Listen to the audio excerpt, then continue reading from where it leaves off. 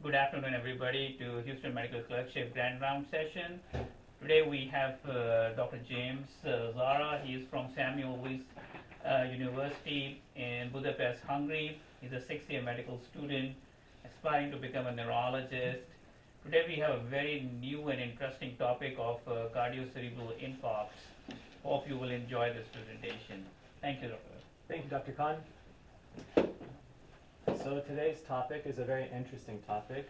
It's called Cardio-Cerebral Infraction syndrome, and for short we can refer to it as CCI syndrome. This is a unique topic because it's something that we should discuss. You see it quite often in the clinic. Identification of this syndrome is very crucial to a patient's well-being. There's different types of CCIs, and we will go through the main etiologies of these different types and classify them based on subtypes.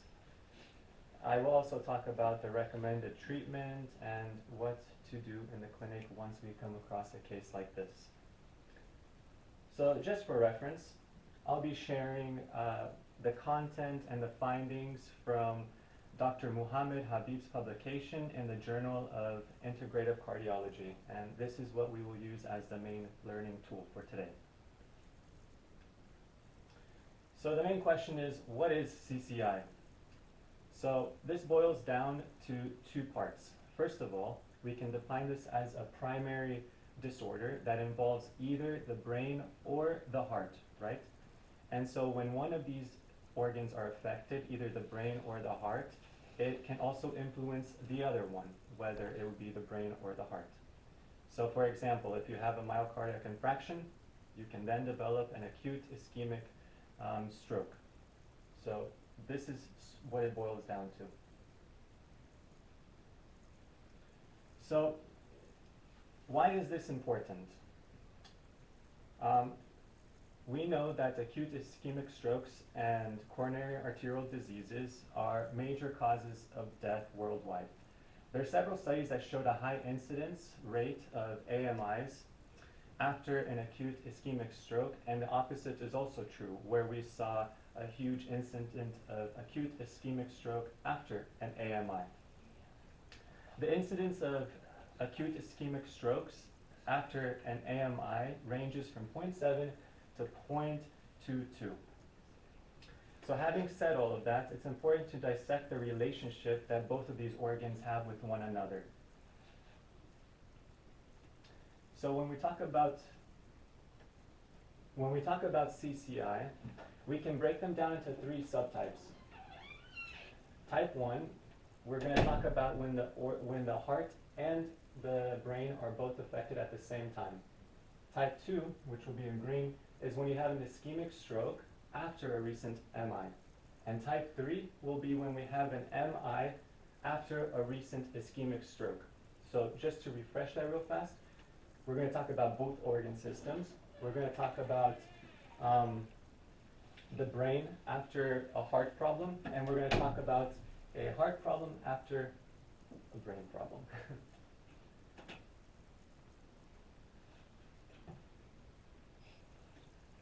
So right now I'm going to highlight the subtopic or the subportion of type 1.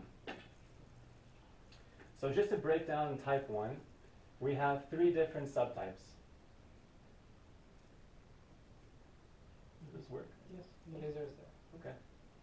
We have type 1A, type 1B, and type 1C. Type 1A is going to be attributed to natural causes such as atrial fibrillation. We have coronary embolisms, vasospasm, cardiac thrombosis, impaired left ejection fraction, and patent foramen ovale. But what does this all mean? It means that the patient can present simultaneously with an acute episode of a focal neurological deficit, such as a stroke, and then they will come to the clinic with chest pain at the same time. How do we know that the patient has a cardiac problem? Well, we can look at the troponin levels to see if they're elevated, and we can also take an ECG to see if they have an increased or elevated ST segment elevation. For diagnosis, like I mentioned previously, we have to have both. the heart and the brain components. The second type is type 1b, which can come from brain causes. So within the paper, the author mentions that the insular cortex plays a very crucial part in the regulation of the heart. And when we look into the research, we know that the insular cortex plays an extremely essential role in the central automatic system regulation of the heart. So when you have an acute ischemic stroke within the insular cortex, you can overstimulate through sympathetic activation of the heart, and this can lead into arrhythmias such as AFib or a flutter. And if you have, again, both of these occurring at the same time, it's known as type 1. The third subtype under type 1 is due to COVID-related causes. In recent studies, we see that there is an increased risk of acute ischemic stroke and acute myocardial infarction in individuals who have had COVID-19 in the past. There was a couple of studies, 2 cohort studies that looked at this, but there's not a lot of reports that are able to quantify it yet. The mechanism of this type is due to a cytokine-mediated hypercoagulability state. And this can lead to plaque destabilization, and then again leading to acute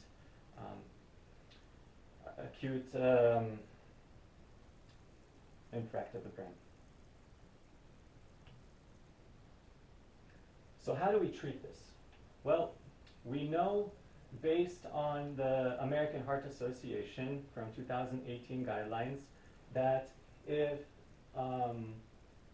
there is no hemodynamic instability, if the patient has no contraindications to TPAs, and if the patient does not have a STEMI, the main course of treatment would just be IV alteplase, followed by a PCI. However, there were no specific recommendations for what happens if a patient comes with contraindications. So the author of this paper mentioned and recommended that if they do come with hemodynamically instability, if there is contraindications to TPAs, and if they do present with a non-STEMI, we can do first a primary PCI for individuals with a STEMI.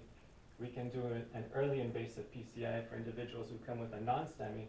And of course, in both situations, if there's large vessel occlusion, we can just do endovascular treatment. Afterwards, of course, we need to have antiplatelet and anticoagulation treatment. And the model that we currently use is called the triple dual single antiplatelet anticoagulant model. And in this situation, for the first week, we would give a triple combination of aspirin, clopidogrel, and oral anticoagulants, whether it's rivaroxaban or warfarin. From week 1 to 6, of course, we just do the standard clopidogrel with oral anticoagulants. And then after 6 months, we would do oral anticoagulants or aspirin in this situation. So that was a lot, but bear in mind type 2 and type 3 are much more simple. So let's jump on to type 2 of CCI. For type 2, I mentioned that you will have an acute ischemic stroke after a recent MI. And you need to have this MI within the last 3 months in order to be considered a type 2.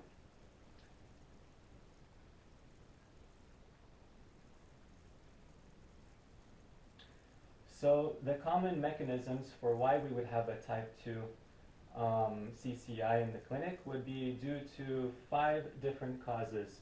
The first being left ventricle mural thrombosis, and that is due to when we see an ejection fraction within a patient less than 35%. Normally this would occur 2 weeks after an MI, and as a result there can be a thrombus that forms, which will then lead to a thromboembolic event, inducing the stroke. So that's why I say that you need to have an MI before you have the stroke. The second subtype would be the circulatory inflammatory cytokines. And in this situation, there's an initial cascade of events within the cerebral circulation. And this can contribute to the plaque rupture and subsequent thrombus formation, leading into cerebral circulation, leading into stroke. The third type is due to PCI and coronary artery bypass graft. And in this situation, when you undergo such procedure, you have the risk of having a ruptured atherosclerotic plaque, right? And because of this, it can embolize and then again form into stroke.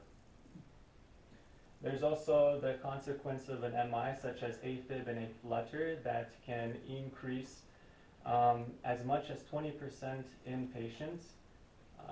And of course, the mechanism is almost the same as the left ventricle arterial thrombosis, or mural thrombosis, in which a thrombosis is generated within the left atrial appendix. And that, again, can embolize and cause a stroke. And lastly, we can always have an increase of coagulation activity. And this can be attributed to a whole variety of things that we mentioned previously. But there's also hypercoagulability disorders that we have to take in mind, and whether or not they're primary or secondary. Now, how do you treat the second subtype? Well, you need to have, in the clinic, you'll see a patient with an acute myocardial infarction within 3 months, right? And there's different routes to proceed based on what the patient presents with. If he has a non-STEMI within the last 3 months, you give them IV alteplase. If they have a STEMI of the right or inferior myocardium, IV alteplase.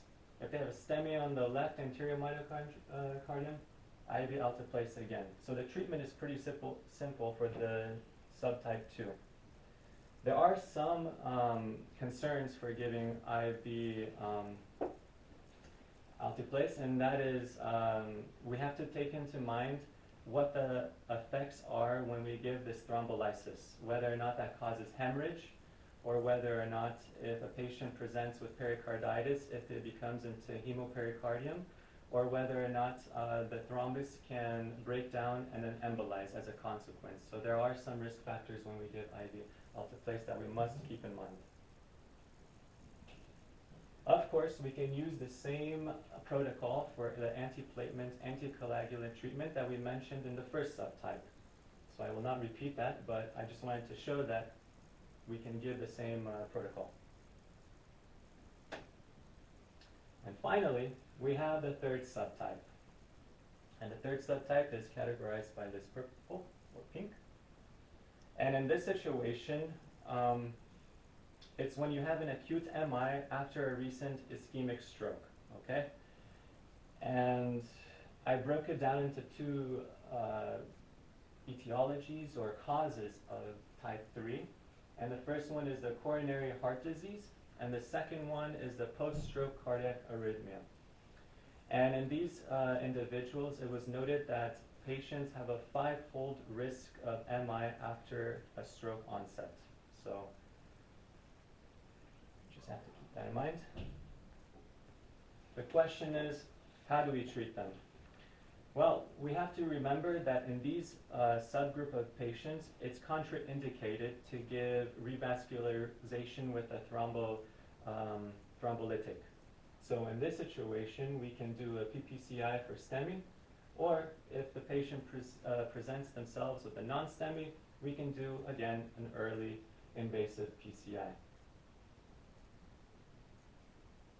As I previously mentioned the last 2 times, the protocol for antiplatelet and anticoagulation treatment is the same as subtype 1 and subtype 2.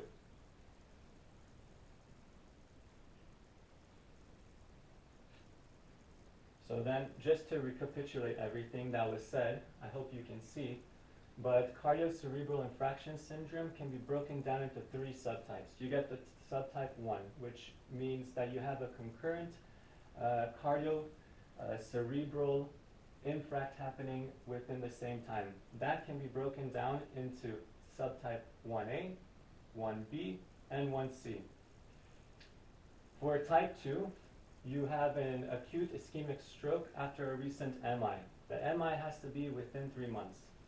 And the causes that we talked about, due to left ventricle mural thrombosis or circulating cytokines, are all attributed to type 2.